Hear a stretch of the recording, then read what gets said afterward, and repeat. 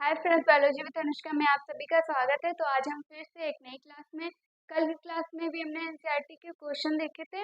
अभी हमारे NCERT question और बचे, तो आज की क्लास में भी हम वही देखेंगे। तो हमारा क्वेश्चन आता है, मूत्र बनने की मात्रा का नियमन कैसे होता है। तो मूत्र बनने की मात्रा का नियमन कैसे, तो इसका आंसर क्या लिखेंगे कि मूत्र बनने की मात्रा का नियमन इस प्रकार होता है कि शरीर में जल की मात्रा का संतुलन बना रहे, यानी कि जो शरीर में जल की मात्रा ना अधिक हो ना ही उसकी कमी हो। और क्या है आगे, जल की मात्रा का पुनर्अवशोषण शरीर में उपलब्ध अतिरिक्त जल की मात्रा तथा कितना विलेय वर्ष उत्सर्जित करना है पर निर्भर करता है। मतलब कि अगर जल की मात्रा की शरीर में कमी होगी तो क्या पुनर्अवशोषण अधिक होगा। क्यों? क्योंकि पुनर्अवशोषण के दौरान जो जल होता है उसका पुनः उपयोग करता है, और पुनर्अवशोषण इस पर भी निर्भर करता है कि कितना विलेय वर्ष उत्सर्जित करना है। तो आप इसका आंसर ऐसे लिखेंगे। और अगला क्वेश्चन आता है, हमारे शरीर में वसा का पाचन कैसे होता है, यह प्रक्रम कहाँ होता है। तो क्या होता है, जो वसा होता है वो बड़ी गोलिकाओं के रूप में होती है, जिससे क्या उस पर एंजाइम का कार्य करना मुश्किल हो जाता है। अब क्या है, जो पित्त लवण है वो वसा की बड़ी गोलिकाओं को क्या करती है, छोटी गोलिकाओं में परिवर्तित कर देती है, जिसे इमल्सीकृत वसा कहते हैं, जिस पर एंजाइम की क्रियाशीलता बढ़ जाती है, यानी कि उस पर एंजाइम कार्य कर सकता है।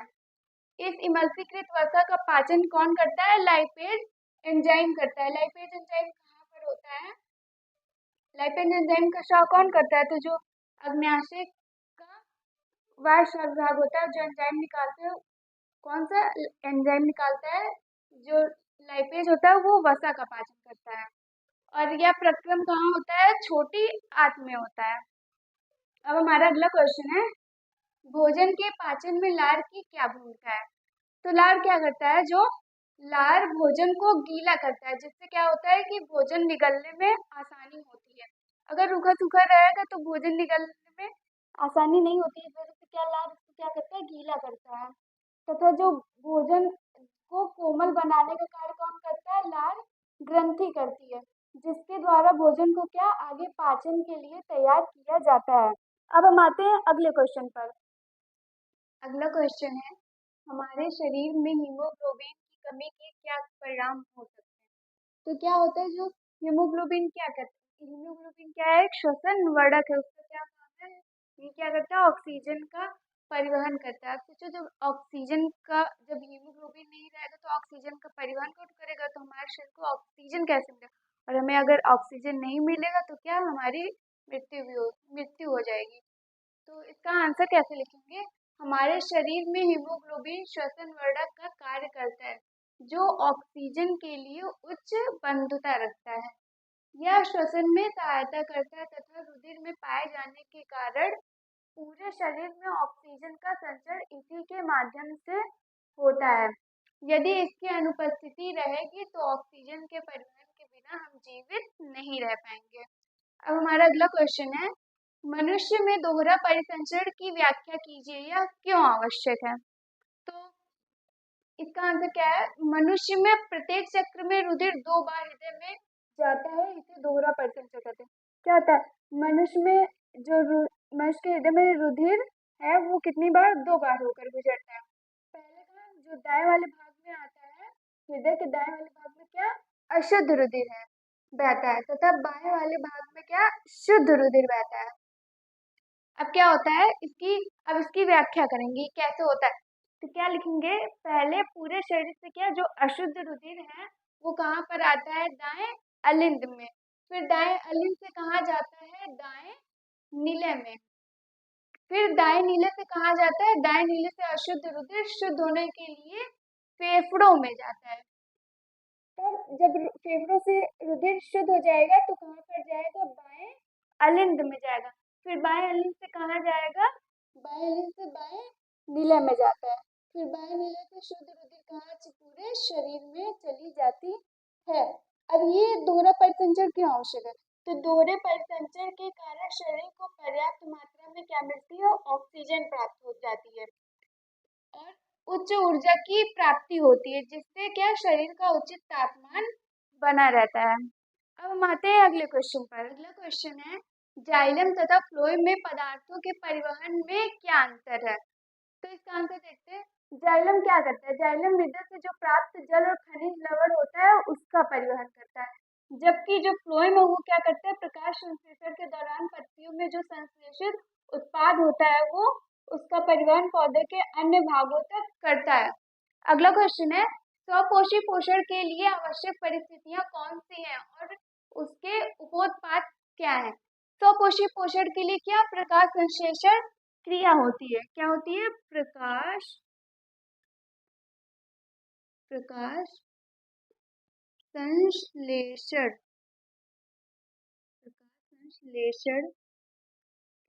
ये क्रिया होती है। और प्रकाश संश्लेषण के लिए हमें क्या क्या आवश्यक है?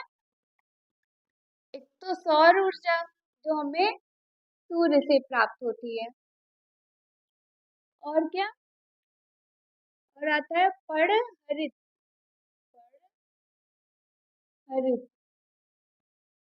उसके बाद क्या? जल, और क्या? Carbon dioxide. अब इस क्रिया के दौरान क्या बनता है? तो इसके उपोत्पाद क्या है? उपोत्पाद क्या बनते हैं?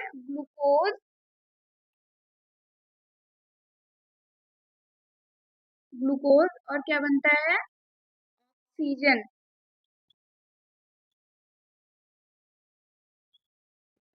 ग्लूकोज और ऑक्सीजन बनता है। अब हम इसको इस समीकरण के द्वारा समझ सकते हैं। क्या होता है? ये रहा कार्बन डाइऑक्साइड, कितना? 6, उसके बाद प्लस 6H2O किसकी उपस्थिति में होती है? सूर्य के प्रकाश की उपस्थिति में। सूर्य के प्रकाश और क्या? हरित। ये अब क्या हुआ? प्रकाश संश्लेषण की क्रिया। इसके दौरान क्या बनेगा? C6H12O6। ये क्या है? ये ग्लूकोज का सूत्र है, ग्लूकोज। उसके बाद क्या? 6O2 क्या है? वो निकल जाएगा। ये क्या है? प्रकाश संश्लेषण का ये क्या है? समीकरण है। अब आता है हमारा अगला क्वेश्चन। अगला क्वेश्चन है, फुफ्फुस में कूपिकाओं की तथा वृक्क में वृक्काणु की रचना तथा क्रियाविधि की तुलना कीजिए। तो आप क्या लिखेंगे इसमें? जो कूपिकाएं क्या करती है? पहले तो कूपिकाओं की रचना के बारे में लिखेंगे, उसके बाद वृक्काणु की रचना। एक अंतर ये हो जाएगा। और ये क्रियाविधि में क्या लिखेंगे? ये क्या करता है? ये गैसों के आदान प्रदान के लिए क्या करता है? सतह प्रदान करता है। तो कैसे करता है? जो रुधिर लेकर आता है, और ये क्या करता है? गुप्ता क्या करती है? कार्बन डाइऑक्साइड को ले लेती है और ऑक्सीजन को क्या करती है? रुधिर। तो इसकी क्रियाविधि में आप ये सब लिखेंगे। और वृक्काणु में लिखेंगे क्या होता है? पहले निस्यंदन होता है, फिर क्या है में पुनरावशोषण होता है, फिर जाके क्या संग्राम में बन जाता है, उसके बाद निकल जाता है। इस सब तो आप इस सब में ये लिखेंगे, आप खुद से लिख लीजिएगा। तो आज की क्लास हम यहीं पे खत्म करते हैं। मिलते हैं अगली क्लास में। अगली क्लास में हम पढ़ेंगे, अगली क्लास में नियंत्रण एवं संघ में जो दूसरा चैप्टर है वो पढ़ेंगे। तो मिलते हैं अगली क्लास में, तब तक के लिए बाय बाय।